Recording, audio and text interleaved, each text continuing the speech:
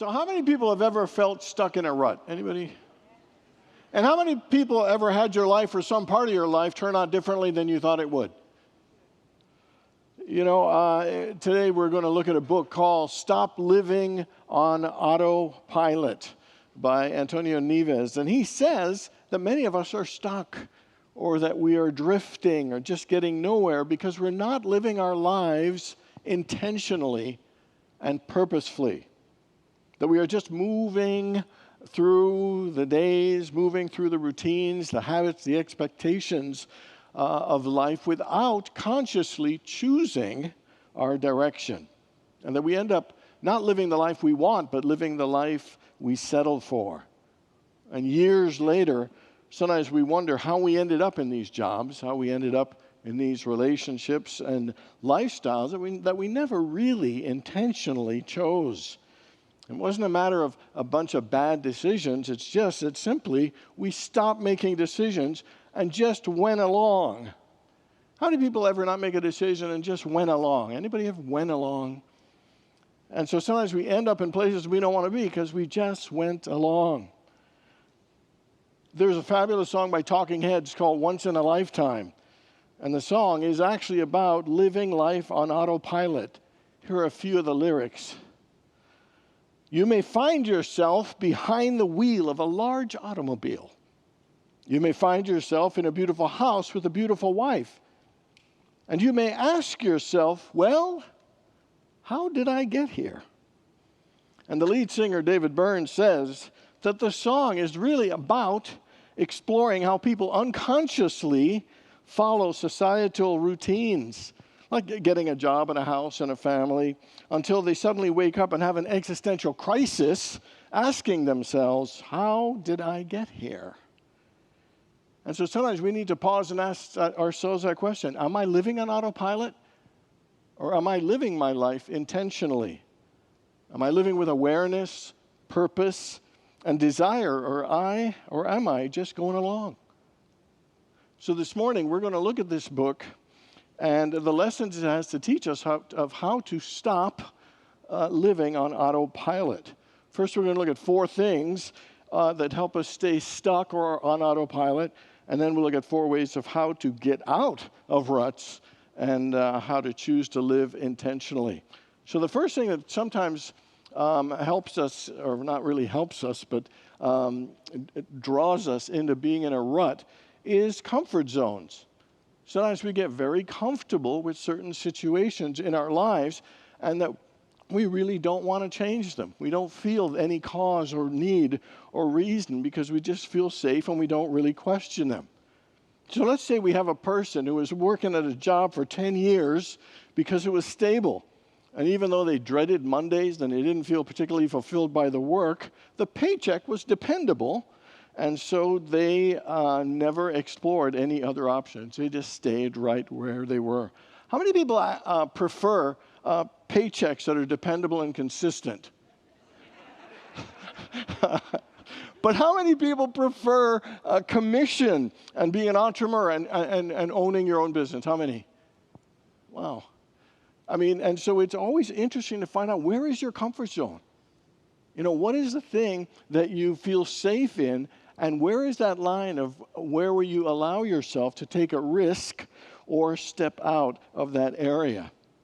You know, in the book of Matthew, chapter 6, verse 21, it says, for where your treasure is, there will be your heart also. I mean, often treasure comes in the form of comfort for us more than growth. You know, that we will feel safer, and we rather feel safe than take a risk. And so the thing that can sometimes put us in a rut is when we have a comfort zone that feels safe and we don't want to take a chance. We don't want to risk. We don't want things to be different. And so the second one that can make us to get into ruts is actually going to sound strange, but it's success. Sometimes, you ever hear that statement, good is the enemy of great? It's because when you've done really good, like, why change? Because it's good. And so sometimes winning and succeeding can give you a false sense of security. It can sometimes reduce the drive that we have to get ahead and to learn. It can sometimes take away that push that we sometimes like to give ourselves and challenge ourselves with, and we're just not as hungry as we typically are when things aren't going as well. And so Neves says that successful people that often will use the external successes to mask their internal dissatisfaction.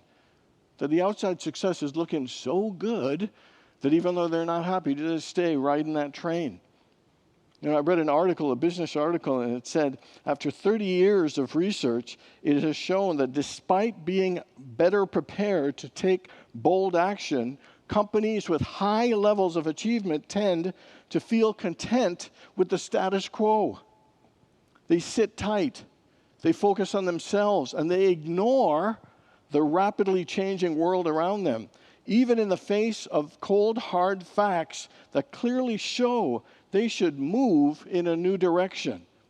And this article was by the Chief Innovation Officer of Cotter International, a firm that helps leaders accelerate strategy implementation in their organizations. And here are some organizations that did not listen and did not change. They just rested on their previous success. Kodak, Toys R Us, Blockbuster, and Xerox, to name a few that they're not in business anymore because they rested on success. They got into a rut and were happy to stay there until it was gone. Another one, so it's comfort zones, success, and this one is a fear of uncertainty. When things are uncertain, it can sometimes create anxiety. It can create fear. It can create all kinds of negative things, being apprehensive about reaching out and trying something, wondering if we're going to fail, if we're going to look bad, or if things are not going to work. The fear of discomfort sometimes outweighs the pain of staying stuck. That we'd rather stay stuck because we know it than to make greater changes in our world. Even in the Bible, the Israelites repeatedly wanted to go back to Egypt, despite the fact that slavery was in Egypt. That every time things looked scary, they'd say, hey, let's go back, because we at least know that. They would rather go back to hardships they know than to the unknown that's freedom. And so sometimes we do that in our own lives. We would rather stay with something we know, even though it's painful and not good for us and not the best, than go ahead to step into the possibility of something great because we don't know it. And then the last one is to please others. Sometimes we will get into careers and jobs and situations because the people we love want us to do that. And sometimes we can do all the things, school, jobs, house, do all those things, and they all look really great, but we don't feel good inside because it's really not who we are. That line in the book of Romans, chapter 12, verse 2, it says, do not conform to the patterns of this world. Do not conform to the patterns of this world. And what it's saying, don't get stuck in what it's somebody else's desire, someone's idea for you. That we're not living authentically. We're not living and being true to ourselves. That we've come here as unique beings to do unique work, and to just try and fit in where someone else thinks we should and stay happy with that to please them is really not an effective way to live intentionally, to live fully, to live freely. So the four things, again, that hold us back and keep us in ruts are comfort zones, success, uncertainty, and pleasing people. And so now let's look at the 4 steps to stop living in autopilot, 4 steps to not get stuck in a rut, and how to live more intentionally. And the first one is to wake up.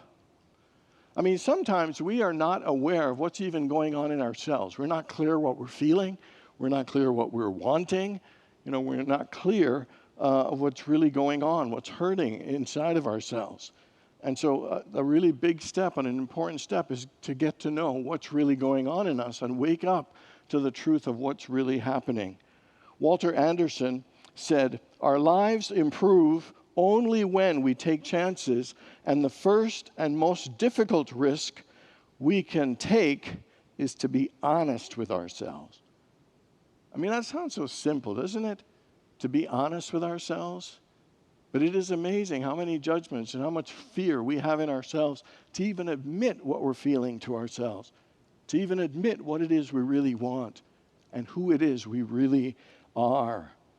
You know, being honest with ourselves means that we ask the hard questions and go deep, tune in, and listen.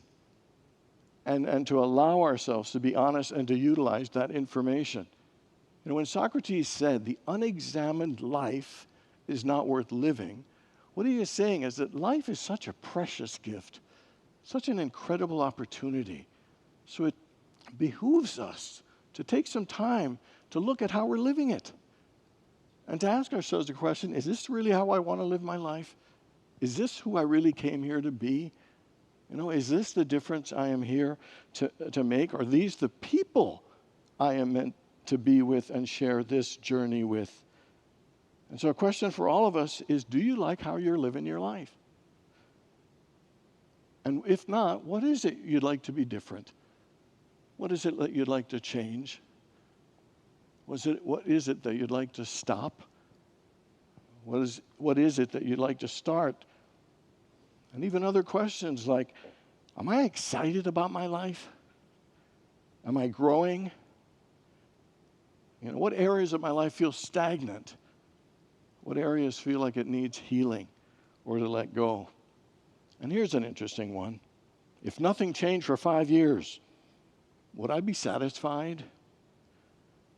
You know, sometimes the soul needs to give us a little wake-up call, to shake us up and to have us shift our perspectives and our mindset to find out what's really going on with us. Sometimes it's in the form of a health scare. I remember I was in the foyer years ago and somebody came through the line and she said to me, you know, I fell in a hotel and I broke my leg in 3 places. You know, it needed some surgery and I'm going to have to be on bed rest and then rehab stuff for like 3 to 6 months or something like that. And then she turned and said, but this was a really good thing because it made me realize I need to slow down. It made me realize that I was not taking good care of myself and listening to my body. And she rambled off all these positive things that she needed that wake-up call for. Maybe it's in the form of a job loss, maybe a divorce, maybe death of a loved one, maybe a major disappointment. You know, but sometimes these moments that are difficult, that look like they're ruining our life or making our lives horrible, are actually there to wake us up and force us to reevaluate ourselves, our priorities, and what it is that we're actually looking for, and what it is we're here for. Neves encourages readers to not wait for a crisis, but to pay attention and ask those questions right here and now. Because if we want a better life and want to get out of a rut, the first thing we need to do is to wake up and to recognize the areas that we're in autopilot, that we are stuck. The second one is to own your life. You know, once we awaken, once we wake up, we need to stop blaming circumstances, other people, and past decisions for where we are in our lives. You know, ownership means accepting responsibility for your future regardless of what has happened in the past. You know, ownership means that you have the power, the discipline, the resources to take charge of your life, to take charge of yourself, to take charge of your circumstances. You know, we might dislike the fact that our parents pressured us into getting this particular job, but after that, it's our deal. We need to own what we choose to do with it and what direction we take from that situation. You know, responsibility sounds like some onus, some burdensome thing, an onerous thing, and it's really not. It's hugely liberating and incredibly empowering. It's saying no matter what's going on in your life, you have the power and the ability to change, to make new decisions, to take a different direction and create something new and better. And the fact is, we are incredibly powerful. You know, we have the power of our minds, the power of prayer, the power of vision, the power of intention, the power of our words, thoughts, attitudes, and actions. We can't control everything that happens, but we can control our response. Someone said, the moment you take ownership, you regain your power. And the book of Joshua, chapter 24, verse 15 says, choose this day whom you will serve. One of the interesting themes in the Bible is that it keeps coming back in so many ways to saying, choose, choose, choose. We all have the power and the ability to choose something new, choose something different, choose something better, including and especially choosing a better attitude, choosing a better mindset. But it's choosing our decisions, our actions, our direction. And the third one is to get in motion. Clarity actually comes through actions. Progress comes through actions and not endless thinking. Many people want to wait till the plan is perfect before taking a step. We want to wait till all our ducks are in a row, till everything is just right. But the fact is, nothing happens till something moves. And one of the beautiful things about movement, it builds momentum. So instead of spending 6 months wondering whether to start a business, we could interview entrepreneurs, take a class, build a small side project, talk to consumers. Action reveals information that thought alone cannot. As a journalist, one of the things Antonio Neves says is that repeatedly he saw with all the successful people, most of them did not have an ideal plan, but they took some action and they made their adjustments as they went along. In the book of James, chapter 2, verse 17, it says, faith by itself, if not accompanied by action, is dead. So in my early 20s, I wanted to own like real estate rentals. I lived in grew up in a town, a university town. And so there were lots of student rentals in that west end of town where we lived. So I wanted to buy, and so I got a book, Buy, Rent, Sell. I got a couple of books, and then I knew 3 people that were really successful in this. So I started doing some planning, doing some reading. I would interview them. And so I'd interview them, and I interviewed them once, and then I interviewed them twice. And on my 3rd interview with this gentleman, his name was Bob, he said, you need to stop interviewing and start doing something. He said, you could read all you want, be the greatest expert and know every detail, and you will not be far unless you buy something and actually rent something. And so it was a little bit of a slap in my face, but exactly, when someone says something that is true for you and was even meant for you.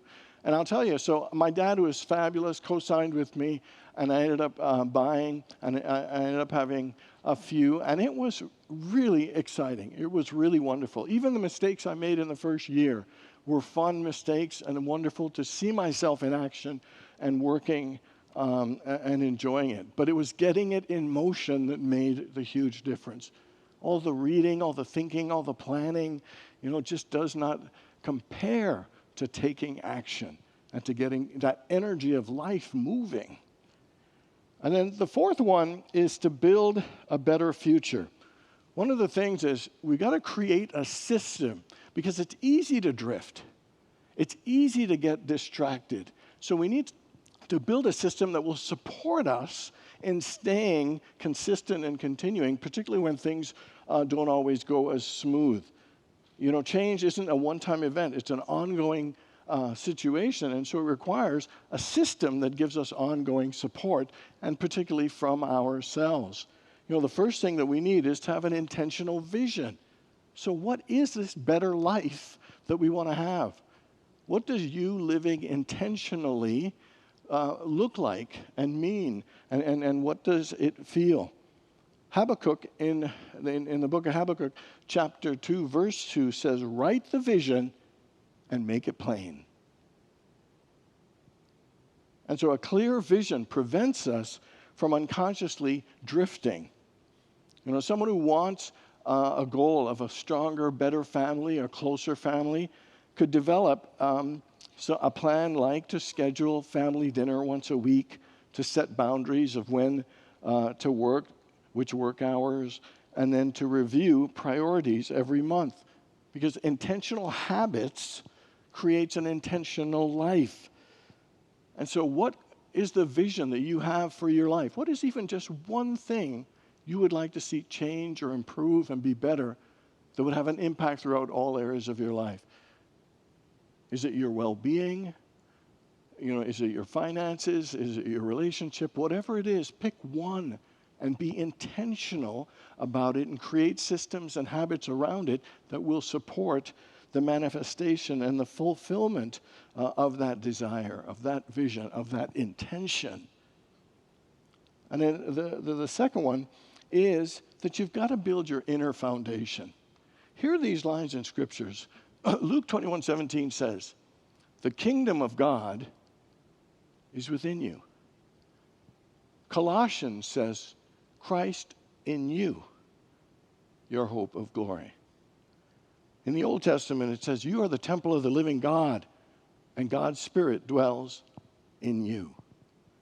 All those three references all have in you, in you, in you. God is in you. Your spiritual power is in you. The greatest resource you have in life is in you.